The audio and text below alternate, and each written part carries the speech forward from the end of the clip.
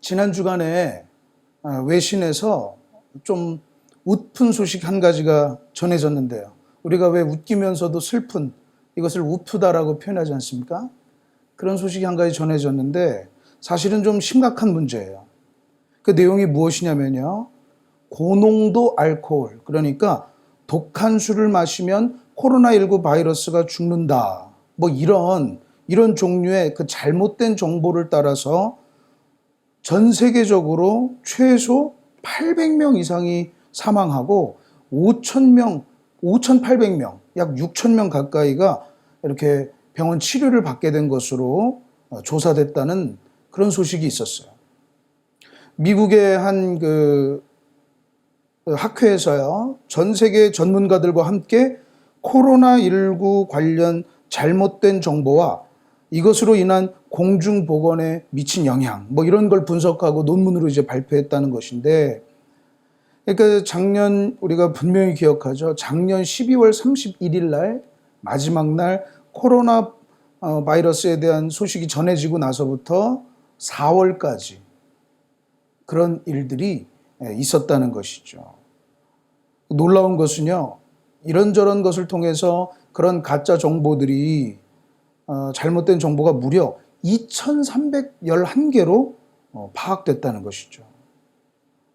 예컨대 뭐 코로나19를 치료하려면 방금처럼 뭐 알코올이 필요하다, 혹은 뭐 표백제를 마셔라, 또 뭐 염산을 뿌리면 된다. 그리고 심지어 여러분 인도나 사우디아라비아 이쪽에서는요, 소와 낙타의 대소변을 먹으라, 뭐 이런 얘기도 있었다고 그래요. 여러분, 이런 가짜 뉴스, 오늘날 소위 정보의 홍수 시대에 이런 가짜 뉴스가 큰 문제가 되고 있습니다.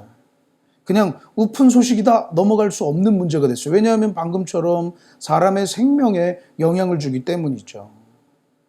사실 우리나라도 그 가짜 뉴스 때문에 참 심각한 사회 문제가 되고 있는 게 사실인데요. 사실요, 가짜 뉴스는 우리나라뿐만 아니라 전 세계적으로 아주 심각한 문제예요. 페이크 뉴스라고 해서 뭐 세계적으로도 골머리를 썩고 있어요. 미디어가 발달하면서 사람들이 여러 가지 방법으로 이런 정보들을 얻게 되는데, 소위 이제 검증되지 않은 뉴스들, 검증되지 않은 매체들로 인해서 사람들이 잘못된 지식이나 정보를 습득하고 얻게 된다는 것이죠. 사랑하는 여러분, 혹시 저와 여러분들 가운데 이 가짜 뉴스를 사실처럼 알고 있는 것은 없는지 점검할 수 있게 되기를 바랍니다. 그리고 이 문제에 대해서 우리가 좀 문제의식을 갖고요, 좀 이제는 우리가 더 지혜로워져야 되겠어요. 그리스도의 은혜로 정말로 우리에게 지혜와 분별의 영이 임하게 되기를 축복합니다. 사실 근데 참 놀라운 거는요, 이 가짜뉴스 문제가 오늘날 뭐 이 문제가 아니라, 또 오늘날 전 세계의 문제로 그치는 것이 아니라 저 옛날 이스라엘에서도 있었다는 것이죠. 놀라운 것은 오늘 본문이 바로 그 문제를 지적하고 있어요. 오늘 말씀 14절을 보실까요? 14절에요. 여호와께서 내게 이르시되 선지자들이 내 이름으로 거짓 예언을 하도다. 그렇죠. 선지자들이, 하나님께서 지금 예레미야 선지자를 통해서 말씀하고 계시는데, 이 선지자들이 내 이름으로, 하나님의 이름으로 거짓 예언을 하고 있다는 것이죠. 예언이라는 것이 여러분 대중들을 향한 것이기 때문에 가짜뉴스 문제라는 것이죠. 이 선지자라는 사람들이 가짜뉴스를 퍼뜨리고 있다는 거예요. 이게 참 심각한 문제인 게, 방금도 얘기했지만 그것을 다름 아닌 선지자들이 하고 있다는 게 문제이고요. 그리고 또 정말 우리가 이미 배워왔지만 이게 그 이스라엘, 정확하게는 남유다가 그 왕국이 멸망하게 되는 중요한 요인이었다는 것이죠. 중요한 요인이었어요. 우리는 지금까지 예레미야서를 쭉 봐오면서 이스라엘, 정확하게 그 남유다 왕국이 하나님의 심판으로 말미암아 멸망하리라는 것을 알고 있어요. 예레미야 선지자가 계속해서 그것을 예언하고 있는 것이죠. 그리고 그것은 분명하게, 왜요? 이스라엘의 죄악 때문에 그렇게 됐다는 것이죠. 그런데 엄밀히 얘기하면 죄악 때문에 그런 것은 아닙니다. 하나님은 죄악 때문에 심판하지 않으십니다. 목사님, 갑자기 그게 무슨 이단 같은 말씀인가요? 정확하게는요, 하나님은 죄로 인해 심판하시는 것이 아니라 그 죄를 회개하지 않는 것 때문에 심판하신다는 것이죠. 이것이 더 성경적인 거죠. 여러분 오해하지 마세요. 하나님은 죄악을 심판하시죠. 하지만 우리가 성경적으로 보면 그것을 하나님은 오래 참으세요. 그래서 우리가 인격적인 하나님이라고 하시죠. 그게 하나님의 인격이에요. 그런데 예레미야 선지자를 통해서 지금까지도 계속 하오시던 작업이 뭡니까? 회개하라는 거죠. 돌아오라는 거죠. 그 악한 길에서 떠나라는 거죠. 예레미야 7장, 그 앞에 있는 7장에 봐서도요, 여호와의 말씀이니라 이제 너희가 그 모든 일을 행하였으며 내가 너희에게 말하되 새벽부터 부지런히 말하여도 듣지 아니하였고 너희를 불러도 대답하지 아니하였느니라. 이게 그들이 멸망하게 된 원인인 거죠. 만약에 남유다 백성들이 그 얘기를 듣고 예레미야의 말을 듣고 다시 돌아오고 회개했다면 그들은 새로운 역사를 써나갈 수 있었을 것이에요. 그렇지 않습니까, 여러분? 여러분, 잊지 마셔야 됩니다. 오늘날도 마찬가지예요. 우리의 신앙이라는 것, 우리의 믿음이라는 것은 어디에서부터요? 회개에서부터 시작된다는 거예요. 회개야말로 우리 신앙의 시작점이에요. 그게 안 되면 신앙생활이 되지 않아요. 사랑하는 여러분, 회개하게 되시기를 축원합니다. 하나님 앞에 나올 때마다 늘 회개의 기도부터 우리가 시작하는 법이에요. 베드로후서 3장 9절의 말씀이에요. 주의 약속은 어떤 이들이 더디다고 생각하는 것 같이 더딘 것이 아니라 오직 주께서는 너희를 대하여 오래 참으사 아무도 멸망하지 않고 다 회개하게 이르기를 원하시느니라. 그것이 하나님의 마음인 거죠. 다 회개하기를 참으신다는 거예요. 자, 여기서요, 우리가 그것을 염두에 두면서요, 동시에 이 남유다 왕국이 멸망으로 가게 되는 또 한 가지 중요한 이유가 있다는 것을 알아야 되는데요. 그게 뭡니까? 선지자들의 회개 촉구에 불응하고 회개하지 않는 것도 문제지만 한편으로는 또 다른 선지자들이 멸망하는 일은 없을 거라고, 심판은 없을 거라고 가짜 뉴스를 퍼뜨리고 있었다는 것이죠. 그런 거짓 예언, 가짜 뉴스를 퍼뜨리고 있는 것이 그것이 멸망의 중요한 원인이었다는 거예요. 여러분, 그냥 하는 얘기가 아니라요, 방금 우리가 읽은 14장에서만 나오는 얘기가 아니라요, 여러분 한번 조금 더 앞으로 가서 예레미야 5장으로 한번 가보실까요? 자, 우리 한번 다 찾아보실까요? 예레미야 5장입니다. 예레미야 5장으로 가면요, 31절입니다. 한 10장 정도 앞으로 가서 예레미야 5장 31절 우리 다 같이 읽습니다. 선지자들은 거짓을 예언하며 제사장들은 자기 권력으로 다스리며 내 백성은 그것을 좋게 여기니 마지막에는 너희가 어찌하려느냐. 선지자들이 거짓을 예언하고 있다는 것이죠. 그리고 여러분 한 장만 뒤로 넘겨서 예레미야 6장 같은 데 가보세요. 예레미야 6장 13절에요. 자, 한 장만 넘겨서 예레미야 6장 13절입니다. 이는 그들이 가장 작은 자로부터 큰 자까지 다 탐욕을 부리며 선지자로부터 제사장까지 다 거짓을 행함이라. 그렇죠. 이스라엘이 이런 심판의 지경이 된 것, 이렇게 멸망의 지경에까지 이르게 된 것에는 백성들이 회개하지 않은 것도 있지만 일단의 선지자들이 거짓말을 하고 있었다는 거예요. 거짓을 말하고 있고 그들의 대상은 결국 대중들이기 때문에 가짜뉴스를 퍼뜨리고 있었다는 거예요. 그것이 그들이 결국 멸망하게 됐다는 것이죠. 자, 그렇다면 여러분, 우리가 먼저 이 선지자들이라는 사람들이 어떤 사람들인가부터 좀 한번 보시자고요. 성경에서요, 선지자로 불린 최초의 사람은 사실 아브라함입니다. 그러나 일반적으로 우리가 선지자의 원형, 선지자의 모형이라고 한다면 보통 이제 모세를 쳐요. 모세. 우리가 모세는 잘 알고 있죠. 여러분 모세의 생애를 한번 보세요. 가장 특징적인 것이 뭡니까? 하나님이 모세를 불렀다는 것이죠. 자기가 하고 싶어서 그 자리에 간 게 아니라 하나님께서 그를 선택해서 그렇게 세우셨다는 거죠. 그게 모세의 소명이죠. 그리고 하나님은 모세를 부르시고서는 하나님이 모세에게 자기가 어떤 분이신가를 드러내요. 분명하게 나타내세요.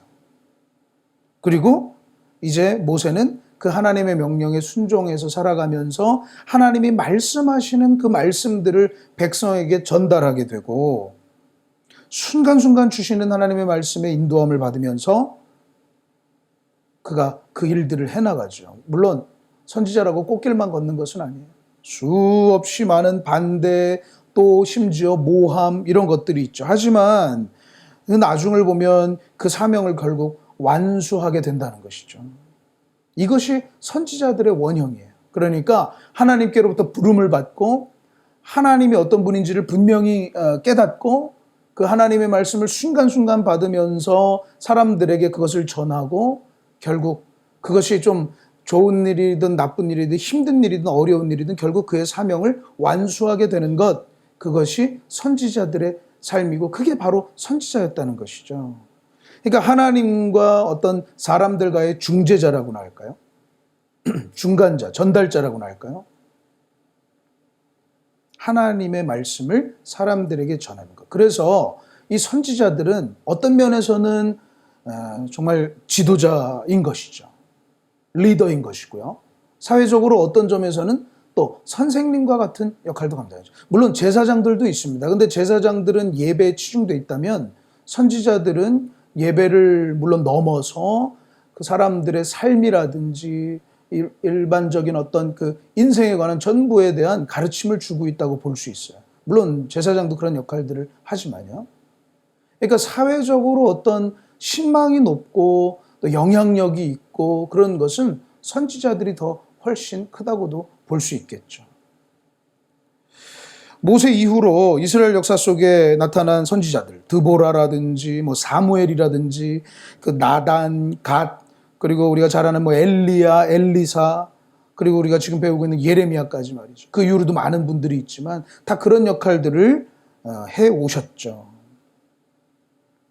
그런데 그들 중에도 제대로 그 선지자 역할을 하는 분들이 있는가 하면 오늘 말씀처럼 거짓 예언을 전달하는 선지자들이 있다는 것이죠. 아마 그런 생각을 해봐요. 이 선지자들이 그런 사회 지도층 어떤 사회에 어떤 영향력 있는 자들이 되니까 그것을 악용해가지고 자신의 권력과 자신의 이득을 챙기는 사람들도 분명히 있을 거예요. 아마 그런 자들이 아니었을까 싶은데 말이죠. 오늘 이 말씀을 통해서 우리가 배워야 하는 것은 사실 보면 오늘날의 이 교회도 한편으로는 오늘날의 우리 그리스도인들도 한편으로는 이 선지자의 역할을 감당하고 있다는 것이죠. 하나님의 말씀, 하나님의 뜻을 대언하고 전달하고 또 중보하고 하는 일들을 우리가 어떻게 보면 감당할 수 있다는 것이죠. 그런 점에서 우리가 오늘 과연 그 거짓 예언이라는 것, 그들이 왜 그렇게 그런 예언들을 하고 또 그런 얘기들을 했는가, 그 내용은 또 무엇인가 우리가 좀 볼 필요가 있습니다. 자, 그러면 그들의 거짓 예언이라는 것이 과연 어떤 것이었을까? 우리가 좀 말씀을 통해서 좀 구체적으로 좀 보기를 원하는데요. 첫 번째로는요, 바로 십자가 없는 것이 거짓 예언이라는 것이죠. 십자가 없는 것이 거짓 예언이다. 자, 무슨 얘기인가? 우리 13절을 먼저 보실까요? 13절. 우리 본문으로 넘어와서 13절입니다. 이에 내가 말하되 슬프도소이다 주 여호와여 보시옵소서. 선지자들이 그들에게 이르기를 너희가 칼을 보지 아니하겠고 기근은 너희에게 이르지 아니할 것이라 내가 이곳에서 너희에게 확실한 평강을 주리라 하나이다. 지금 예레미야가 하나님께 성토하고 있는데 토로하고 있는데 뭡니까? 그 선지자들이 말이죠. 그 선지자들이 전쟁도 없고 기근 그런 거 없다. 그러면서 확실한 평강과 복을 주겠다. 이렇게 얘기하고 다닌다는 거예요. 그런 뉴스들을 퍼뜨리고 다닌다는 거죠. 여기서 확실한 평강할 때 이 평강이 우리가 잘 아는 샬롬이라는 말인데요. 여러분, 우리가 샬롬 하면서 인사도 하고 저도 그렇게 문자도 보내드리고 하지만 사실 샬롬이라는 말의 뜻 안에는 평강, 평화라는 뜻이 있습니다. 그런데 그 평화라는 것 안에 건강하고 또 번영하고 번성하고 하는 뜻도 이렇게 포함되어 있어요. 참 좋은 말이죠. 그러니까 그 일단의 그 선지자들이 말이죠. 다니면서 샬롬, 샬롬 하고 다니는데 그게 가짜 뉴스였다는 것이죠. 하나님이 샬롬 주실 거야. 하나님이 우리에게 번영과 건강을 주실 거야. 그게 가짜였다는 거예요. 예레미야는 그게 속이 터져서 그게 아닌데 왜 저런 말을 하고 다니는가 하나님께 토로하고 있다는 거예요. 이게 어떻게 된 일입니까? 여러분 생각해 보세요. 여러분이 한번 묻고 싶습니다. 하나님이 샬롬 주십니까? 안 주십니까? 여러분 하나님이 샬롬을 주세요? 안 주세요? 주시죠. 하나님은 우리에게 샬롬을 주시는 분이시죠. 샬롬의 근원이 되시는 분이시죠. 오늘날에도요, 사실 우리가 하나님을 잘 믿으면 복을 주신다, 우리를 축복하신다, 이런 단순한 메시지를 많이 듣습니다. 그리고 실제로 예수님 잘 믿고 축복받읍시다 라는 것이 교회의 인사이고 교회의 구호였던 적도 사실 있어요. 그래서 예전에 보면 정말 어떤 집회를 하더라도 축복 대성회 뭐 이런 식으로 현수막을 달고 집회를 많이 했습니다. 그리고 그 모토를 통해서 사실 교회가 성장해 온 것도 사실이에요. 왜냐하면 사람들이 축복을 원하거든요. 복을 받고 싶거든요. 샬롬 하고 싶거든요. 그런데 문제는 뭐였습니까? 그런 메시지들이 말이죠. 부끄럽지만 천박한 그리스도인들을 대거 양산해냈다는 거예요. 무엇이에요? 그런 것만 바라보는 그리스도인을 만들어내고 그것도 많이 만들어냈다는 것이죠. 사실 본래 그리스도인의 모습은 아니에요. 그저 예수님 잘 믿고 축복을 받는다는 것. 사실 이런 이야기들도 이제 많이들 하고 계시죠. 그리스도를 믿는 게 그런 게 아니다. 사람들이 많이 깨달았어요. 하지만 그런 메시지가 여전히 힘이 있고 강력해요. 여러분, 그러면 하나님은 샬롬을 안 주시는 분입니까? 그렇지 않습니다. 하나님은 분명히 축복하세요. 하나님은 복을 주세요. 그게 하나님의 중요한 속성이에요. 축복하신 하나님. 이것은 분명해요. 하나님, 성경을 통해서도 하나님은 복을 주시는 분이심을 분명히 얘기하고 있습니다. 여러분, 하나님의 복을 얻게 되시기를 축원합니다. 그런데가 중요하죠. 그런데 그것은 조건적 축복이라고 할 수 있어요. 하나님은 복을 주시는 것, 받는 복이 중요한 게 아니라 도리어 그 축복의 자리에 있는 것을 더 중요시한다는 것이죠. 우리가 잘 아는 시편 1편에서도 복 있는 사람을 어떻게 표현합니까? 악인들의 꾀를 따르지 아니하고 죄인들의 길에 서지 아니하고 오만한 자들의 자리에 앉지 아니하고 오직 여호와 율법을 즐거워하고 그 율법을 주야로 묵상하는 자로다. 부자가 되고 건강하고 그런 것은 나중 일이에요. 악인들의 꾀를 따르지 않고 죄인들의 길을 서지 않고 오만한 자리에는 가까이 하지도 않는 것, 그리고 오직 하나님의 말씀을 사모하는 것, 그 축복된 자리가 중요한 것이에요. 예수님의 십자가가 아주 그것을 분명하게 보여주죠. 예수님의 십자가는 무엇입니까? 인류의 모든 죄를 대속하시는 십자가는 그 앞에서 회개하고 그 마음을 하나님께로 돌이키는 자에게 하나님 나라를 주신다는 표시예요. 그리고 그 십자가는요, 나의 뜻이 아니라 하나님의 뜻을 따라 살겠다는 고백이기도 해요. 예수님이 그렇게 십자가를 지셨잖아요. 그리고 그리스도인이 바로 그 십자가를 삶의 지표로 삼는 사람인 것입니다. 할렐루야. 우리가 착각해서는 안 되고 오해해서는 안 돼요. 그리스도인의 삶의 모습은요, 그래서 십자가 앞에서 완전히 바뀌는 거예요. 삶의 목적과 지표가 다 바뀌는 거예요. 사도 바울은 갈라디아서 6장에서 뭐라고 합니까? 그러나 내게는 우리 주 예수 그리스도의 십자가 외에 결코 자랑할 것이 없으니 그리스도로 말미암아 세상이 나를 대하여 십자가에 못 박히고 내가 또한 세상에 대하여 그러하니라. 사도 바울은 십자가만 자랑하고 자기도 이제 십자가에 못 박힌 자처럼 살아가겠다는 것이죠. 세상이 따르는 가치가 아니에요. 세상이 강요하는 가치가 아니에요. 십자가가 말하는 가치, 하나님 나라, 그의 나라와 그의 뜻을 우선시하는 삶, 그것을 살아가겠다는 거예요. 그리고 그 안에 생명이 있다는 것이죠. 그 안에 영광이 있다는 거예요. 우리는 십자가 없이 하나님의 축복을 말할 수 없고 말해서도 안 돼요. 회개 없이 영광을 바라봐서도 안 돼요. 그건 가짜 뉴스예요. 거짓 예언이에요. 그러므로 우리 성도들은요, 오늘날 우리 성도와 우리 교회는요, 무엇보다 십자가 앞에서 자신의 삶을 돌아보고 점검하며 하나님의 뜻을 구하며 회개하며 삶의 방향을 바꾸며 살아가야 된다는 것이죠.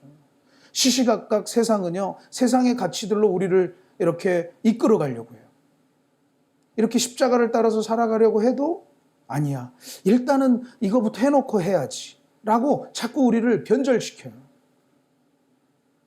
날마다 우리가 주님의 십자가 앞에 서서 우리의 삶의 방향을 점검하는 우리 모두가 되기를 원합니다. 할렐루야.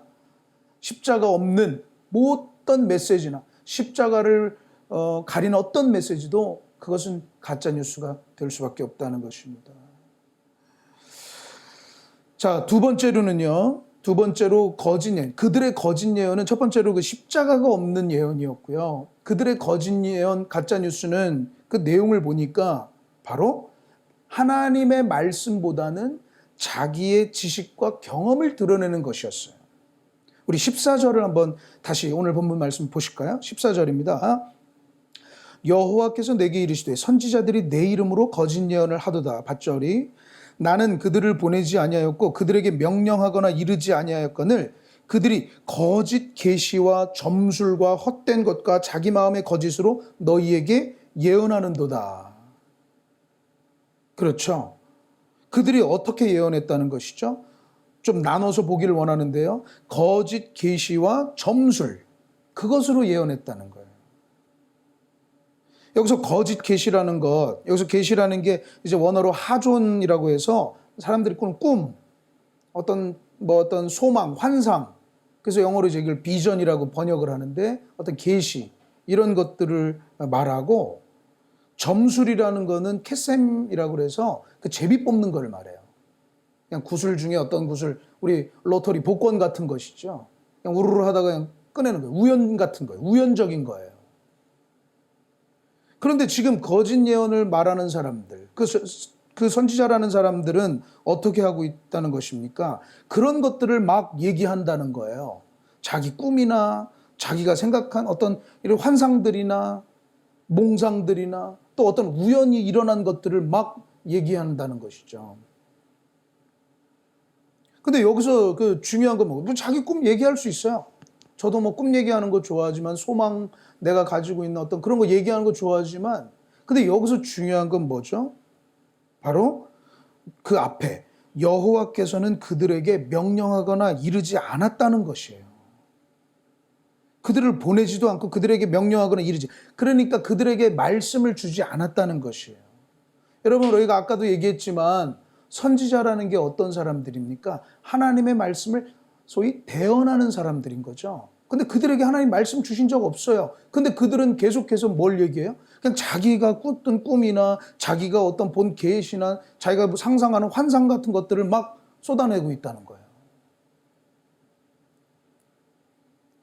사실 그리고 그것이 그 나라를 멸망에 빠뜨리게 되었다는 것이죠. 무섭죠. 사실 성경에는 이제 꿈 이야기 이런 것들이 많이 나와서 이거에 대한 해석들도 참 분분한데, 꿈을 통해서 하나님의 말씀을 듣는 일들이 성경에 분명히 나옵니다. 근데 중요한 거는요, 여러분, 여기서 우리가 오해하거나 착각하지 말아야 되는 거는 꿈이 중요한 게 아니에요. 자꾸 꿈에다가 초점을 맞춰서 꿈이 진짜 하나님 말씀이냐, 꿈속에서 본 게 이렇게 해석하는 게 아니라 중요한 건 뭐예요? 하나님의 말씀이라는 거예요. 그러니까 꿈은 우리가 아까도 뭐 미디어, 매체 이런 거 얘기했지만 그냥 하나님이 말씀하신 하나의 통로인 것이죠. 그랬던 것이죠. 중요한 건 하나님의 말씀이라는 거예요. 그러므로 우리가 진짜 중요한 건 꿈이 어떻다가 중요한 게 아니라 무엇이 하나님의 말씀이냐는데, 사실 우리가 오늘날 축복을 받은 것 중에 하나가 바로 하나님께서 주신 지혜로 만든 이 문자, 글자, 그리고 종이, 그것을 엮은 책, 그것이 우리에게 있다는 거예요. 이건 하나님의 축복이죠. 바로 기록된 말씀이 있다는 거예요. 기록된 말씀. 여러분 다 기록된 말씀 갖고 계시죠? 이것이 우리에게 분명하게 있다는 사실이 중요합니다. 그러므로 우리는 그 어떤 것보다 이 기록된 말씀 66권의 성경을 하나님의 말씀으로 이미 가지고 있는 사람들이라는 사실을 잊어서는 안 되겠어요. 오늘날도 신앙생활을 이렇게 하다 보면은요, 사실 뭐 자기가 꾼 꿈 얘기하고, 뭐 기도하면서 자기가 어떤 느꼈던 얘기들을 많이 하고, 사실 우리 나눔 속에서도 자기의 생각들을 얘기하고 하는 게 참 많죠. 뭐 좋습니다. 그런데요, 그 어떤 것도 이 기록된 66권의 말씀을 넘어설 수는 없어요. 하나님의 말씀을 넘어설 수는 없어요. 참 재미난 얘기를 이렇게 좀 하나 드리자면, 제가 처음 개척을 준비하면서 할 때 한 권사님이 저에게 그러시더군요. 그 종로에 가면 용한 권사님이 있다는 거예요. 가서 한번 기도 받자는 거예요. 여러분, 뭐 옛날 얘기가 아닙니다. 그런데 그 권사님께서 저를 참 아껴주시고 사랑해 주셨기 때문에 잘 되라고 이제 그렇게 얘기하신 건 그 마음은 참 알죠. 그런데 정중히 이제 거절을 했는데, 근데 우리 신앙생활 하면서도 그런 분들이 꽤 있어요. 어떤 분들의 꿈이나 어떤 사람들은 뭐 기도 속에 본 뭐 어떤 환상적인 모습들을 어떻게 보면 또 기대하고 그런 것들도 있습니다.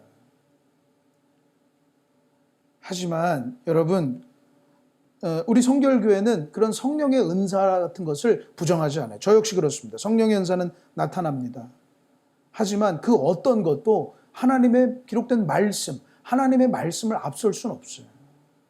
무슨 말씀인지 이해하시죠, 여러분? 지금 이 거짓 예언들이 왜 문제인 겁니까?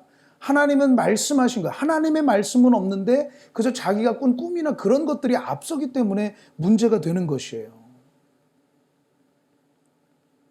그러므로 오늘날에도 참 이런 것들이 문제가 될 수 있습니다. 가짜뉴스일 경우가 참 많아요. 거짓 예언일 경우가 많아요.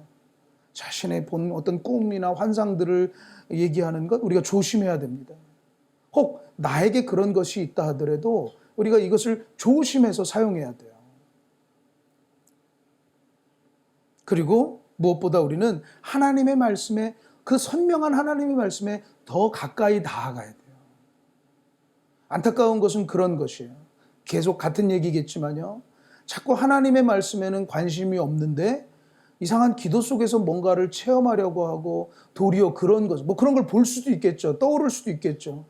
그런 걸 더 강조하면서 얘기하거나 하는 것은 참 위험한 것입니다. 하나님의 말씀을 하나도 모르는데 그냥 자기가 어떻게 했다고 막 자기가 꿈속에 기도하다가 이런 얘기하는 것들은 가짜 뉴스일 확률이 높아요. 사실 여러분, 꿈이라는 것도 이게 제어가 되지 않는 상태에서 자기의 그 무의식들이 막 솟구쳐 오르는 거거든요. 갑자기 어머니 얼굴도 떠올랐다가 무슨 외계인도 나타났다가 옛날에 들었던 뭐 돌고래도 갑자기 나타났다가. 죄송합니다. 여러분, 꿈은 대부분 개꿈일 경우가 많습니다. 죄송합니다. 그것에 기댈 필요 없어요. 우리의 신앙은 반석과 같이 하나님의 말씀에 두게 되기를 원합니다. 할렐루야. 저 역시 말씀을 전하는 자로서요, 항상 말씀을 전하기를 애쓰고 싶어요. 왜 저라고 제 경험이 없겠습니까? 많습니다. 제 경험만 얘기해도 그냥 막 할 수 있을 거예요. 하지만 우리의 신앙은 항상 하나님의 말씀에 있다는 것, 그거보다 앞설 수 없다는 것, 여러분 잊지 마시게 되기를 주님의 이름으로 축원합니다. 자, 우리 마지막으로 그들이 말한 것이 왜 거짓 예언인가, 그 내용을 보니까요. 다시 우리 14절로 한번 가보실까요? 마지막 부분인데요. 마지막 부분에 거짓 계시, 아까 방금 우리 살펴봤던 그들이 거짓 계시와 점술과 그 다음 뭐였죠? 헛된 것과 자기 마음의 거짓으로 너에게 예언한다. 그러니까 그 일단의 선지자들이 그 거짓 예언을 했던 것이 보니까 헛된 것과 자기 마음의 거짓을 얘기하고 있다는 것이죠. 자, 여기서 헛된 것이라는 것은 이제 에릴 이런 단어를 써가지고 아무 쓸데없는 거, 없어도 되는 거, 무가치한 것, 그런 것들을 얘기하거든요. 제가 보기에는 뭐 잡담이나 남들 뒷담화, 뭐 이런 것들을 얘기하는 게 아닌가 싶어요. 참, 우리 참 뒷담화하기 좋아하죠. 이 선지자들이 이게 쑥덕쑥덕 되는 얘기들, 아무런 근거 없이, 아무런 뭐 그런 논리도 없이 막 그냥 막 얘기하는 것들 있죠. 그런 무가치한 말들, 그런 말들을 참 과연 이들이 했는가 참 의심스럽지만 그런 것들이 있었다는 것이죠. 그리고 또 한 가지 뭡니까? 마지막 자기 마음의 거짓 이렇게 얘기하는데, 여기서 거짓이라는 것을 이제 토르마 이런 원어를 써서 속이고 하는 것들인데, 저는 자기 마음의 거짓이라는 것을 마음으로부터 꾸며낸 말들, 그렇게 좀 이렇게 번역을 해보고 싶어요. 그러니까 이제 자기 마음의 거짓이라는, 지금 이제 우리가 계속해서 거짓 예언이라고 해서 하니까 이제 거짓 예언 이렇게 얘기하면서 토르마 이렇게 쓰고 있지만, 결국 논리적으로 생각해 보면 마음에서 만들어낸 말들인 거죠. 그러니까 저는 이걸 자기 주장 이렇게 얘기하고 싶어요. 정치적으로 뭐 자기 신념, 그걸 정치적으로 좀 이렇게 확대해 본다면 뭐 자기 이념이라고나 할까요? 이게 자기 마음에서 만들어낸 말, 자기 주장, 자기 신념 같은 것이죠. 그러니까 거짓 예언의 마지막 것은 무엇이냐? 바로 자기 신념을 하나님 말씀처럼 말하는 게 거짓 예언이었다는 것이죠. 그게 바로 마지막 거짓 예언의 내용이었어요. 자기 신념을, 자기 이념을 마치 하나님의 말씀인 것처럼 얘기했다는 것이에요. 그러니까 그 당시에 참 그 당시에 예레미야처럼 회개하라고 이러다가 망한다고 이렇게 하나님의 말씀을 직접 이렇게 대언하는 사람도 있었지만, 일단의 선지자들은 그런 일 없다, 안심해라, 하나님은 샬롬을 주실 것이다, 하나님 그런 분 아니다 라고 하면서 거짓 뉴스를, 가짜 뉴스를 막 대중들을 향해서 퍼뜨리면서 자기의 생각들을 막, 자기가 꿈꾼 것들을 막 얘기하고 말이죠. 그러면서 동시에 자기 신념을 막 외치고 하고 있다는 거예요. 그리고 결국 그것들이 그 남유다 왕국이 멸망하게 되는 중요한 요인이었다는 것이죠. 자기 신념과 자기 이념에 가득 찬 선지자들이 막 사람들을 향해서 쏟아내고, 남의 뒷담화, 헛된 뭐 가물은 쓸데없는 말들 막 쏟아내고, 누가 저랬대더라, 누가 이랬대더라, 근거도 없이 쏟아내는 말들이 그 나라를 멸망으로 이끌었다는 거예요. 그리고 가슴 아프게도 선지자들, 지도자라는 사람들, 그 사회에 영향력 있는 사람들이 그런 얘기들을 했다는 것이죠. 오늘 우리는 이 말씀을 통해서 참 우리 현실도 비슷하다는 걸 생각하게 되는데요.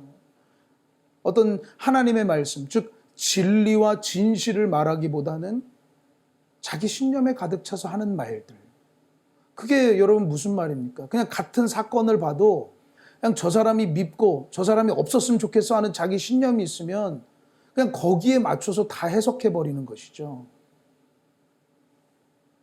그냥 싫은 거예요. 싫으면 그냥 그게 어떤 모습이든 다 싫게 보이고 그러는 것이죠. 거기다가 뒷담화를, 아까 얘기한 여러분 그 에릴 같은 헛된 것들, 그런 걸 섞어가지고 말이죠, 막 퍼뜨리게 된다는 것이죠.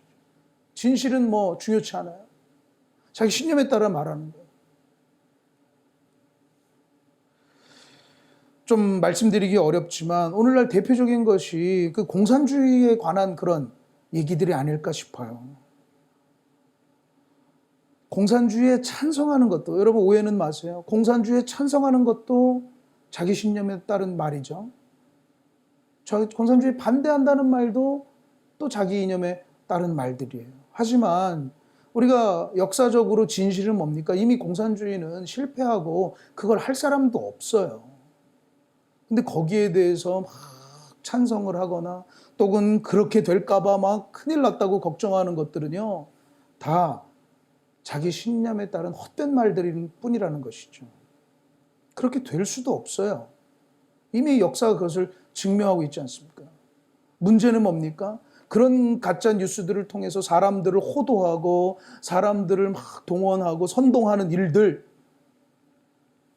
그것이 큰 문제가 되고 있다는 것이죠. 제가 왜 굳이 이런 어떻게 보면 민감한 말씀을 드리냐면요, 교회가 그런 선동에 휘둘리고 있다는 거예요. 저는 오늘 이 시간 선포하고 싶어요. 말도 안 되는 자기 신념으로 착한 교회 성도들을 이리저리 선동하는 사람들 당장 그만두십시오. 하나님의 거룩한 교회를 자기 신념에 따라 선동하는 이들 당장 그 일을 그만두십시오. 그래서는 안 됩니다. 하나님의 심판이 있을 것입니다. 오늘날 이러한 일들을 통해서 교회를 욕보이는 일들이 실제로 일어나고 있어요. 자기 신념에 따라서 심지어 성경 말씀을 해석하는 일들도 있어요. 오직 교회와 성도는 하나님의 기록된 말씀, 하나님의 뜻을 추구해가며 회개하며 돌아보며 정말 하나님의 뜻을 따라서 살아가면서 하나님의 영광을 위해 일하는 데 전심전력해야 될 줄로 믿습니다. 자기 신념이 나쁘다는 것은 아닙니다. 하지만 그것을 거짓 예언으로 퍼뜨리는 것은 안 되는 것이죠.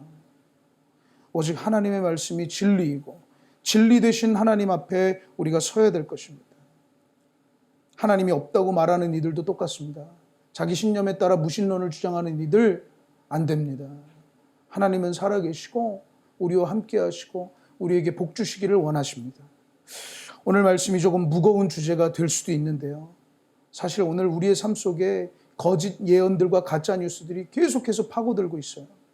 사랑하는 여러분, 이럴 때일수록 우리가 하나님의 말씀에 근거하여서 정말 하나님이 기뻐하시는, 하나님이 원하시는 하나님 나라의 가치, 사랑과 정의와 평화와 우리가 정말 그런 것들을 향해서 한 걸음 한 걸음 나아가야 될 줄로 믿습니다. 진리 되시고 진실이신 예수 그리스도 위에 든든히 서게 되기를 원하며 흔들리지 말게 되시기를 주님의 이름으로 축복합니다.